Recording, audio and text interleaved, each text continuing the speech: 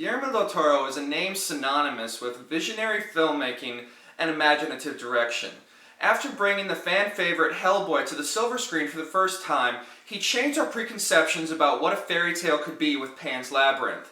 After taking a break and producing some very well-made films, he's back to the silver screen with Pacific Rim. But does this genre mashup score a winning hit, or does it crash and burn?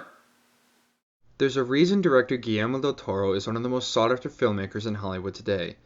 With his fantastic vision and childlike wonder and absolute love of film that he brings to every one of his movies to grace the silver screen, there's not many directors nowadays that can create such fantastically vibrant worlds the way that he does.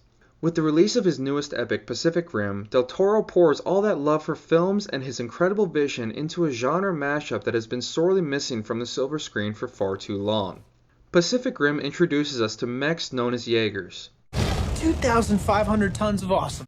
These walking behemoths allow two pilots to blend their thoughts, memories, and life experiences into one in order to fight the looming threat of the creatures known as the kaiju. It's a fantastically original idea, and I would have loved to see the film expand on what kind of side effects the pilots experience outside of the Jaegers and being forced to live with another person's consciousness residing within their heads. But this is a film about giant mechs fighting even bigger monsters, so let's not lose focus here. We could just blow them to pieces. The term kaiju literally translates into enormous or strange beast, and boy does the film deliver. With various categories according to size and threat, the kaiju are a sight to behold and are all at once awe-inspiring and terrifying, and some of the best creature designs I've seen in quite some time. The entire concept of using enormous mechs to fight increasingly aggressive and threatening creatures from another dimension, well, It is pretty cool. the battles throughout the film are fantastic and showcase an incredible attention to detail and some simply astounding uses of CGI. The destruction caused by these battles is of an epic scale, and we wouldn't want it any other way. The film boasts a surprisingly solid cast, with Idris Elba and Rinko Kikuchi being the main standouts. Today we are canceling the apocalypse! I would follow that man anywhere. Sadly, the characters are one of the main areas where Pacific Rim falters.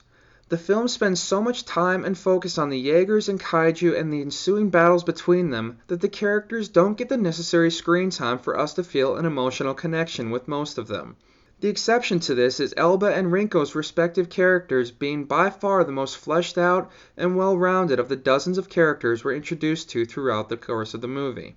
My only real complaint is the kaiju creatures feature some of the best monster designs in recent years, but for some reason, they only ever seem to attack at night. We never get a full look at them in all their glory. It's a minor gripe, but it's just somewhat disappointing to never get a clear look of what we're fighting. Pacific Rim is a movie that reminds us why we love going to the movies. The epic battles and the sheer scale of the film alone warrants watching it on the big screen to get the best experience. Del Toro's films have always been a love letter to the art of film in general, and Pacific Rim is no different.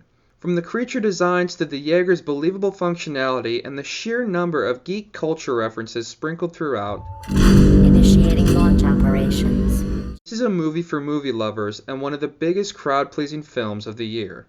Pacific Rim lands 9 hits out of 10.